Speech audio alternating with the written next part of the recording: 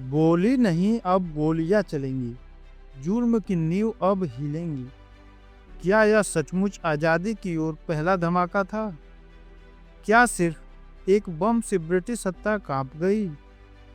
अगर आपने अभी तक भाग 1, 2 और 3 नहीं देखे हैं तो डिस्क्रिप्शन में दिए गए लिंक पर जाकर जरूर देखिए, ताकि आप जान सके उस आग की शुरुआत जिसने इस धमाके को जन्म दिया। और अब पेश है भाग 4, असेंबली बम कांड और गिरफ्तारी की वो कहानी जिसने इतिहास की धारा ही बदल दी। सैंडर्स की हत्या के बाद भगत सिंह और उनके साथी ब्रिटिश सरकार के निशाने पर आ चुके थे, लेकिन वे केवल बदला लेने के लिए लड़ाई नहीं लड़ रहे थे। उनका उद्देश्य था ब्रिटिश साम्राज्य को चुनौती देना और पूरे भारत में क्रांति की चिंगारी फैलाना। उनकी अगली योजना थी ब्रिटिश असेंबली में बम फेंककर अंग्रेजी हुकूमत को हिला देना, लेकिन यह बम किसी को मारने के लिए नहीं था, बल्कि यह था सुनवाई के लिए। 1929 में ब्रिटिश सरकार पब्लिक सेफ्टी बिल और ट्रेड डिस्प्यूट बिल को पास करने जा रही थी। यह कानून भारतीयों की आज़ादी पे और भी कड़े प्रतिबंध लगाने वाला था। भगत सिंह और उनके साथी समझ गए कि अगर इसे रोका नहीं गया तो ब्रिटिश सरकार और अधिक दमनकारी बन जाएगी।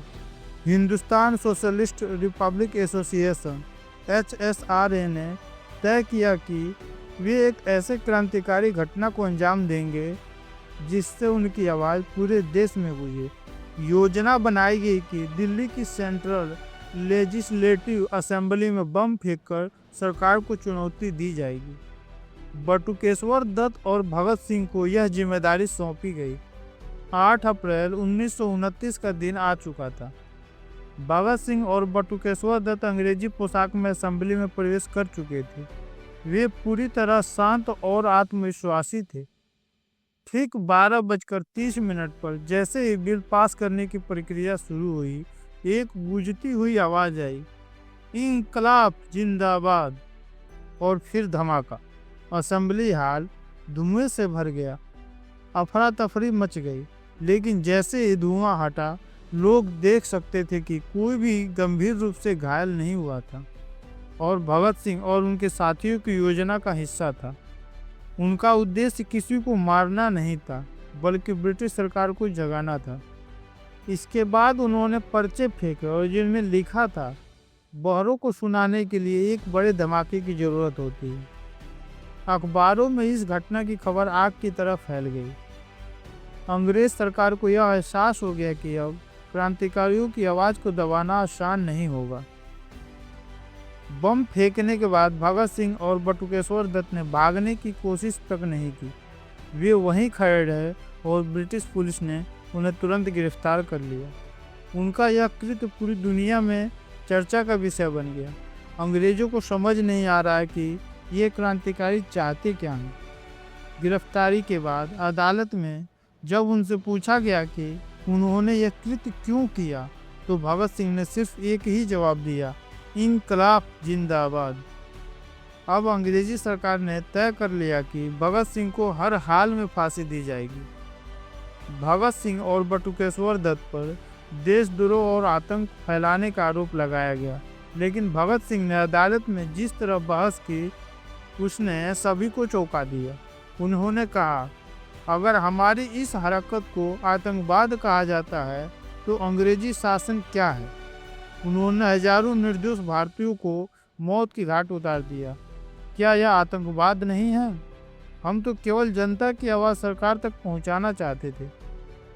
भगत सिंह और उनके साथियों ने अदालत को एक मंच बना दिया। उन्होंने वहां खुलकर अपने क्रांतिकारी विचारधारा रखी और ब्रिटिश सरकार के अन्याय को उजागर किया।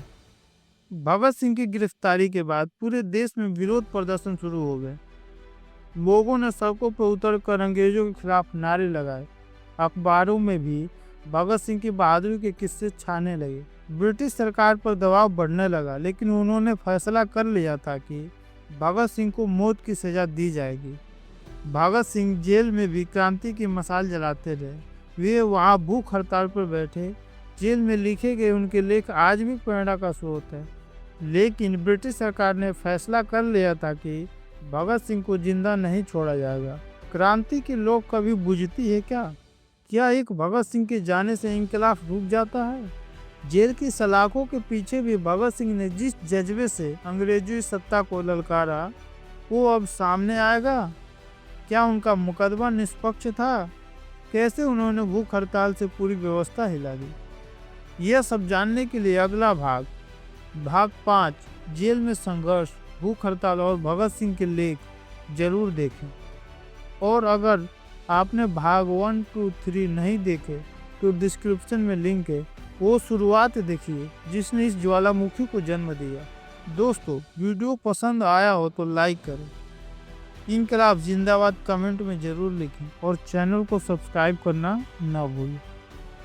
जय हिंद, जय भारत।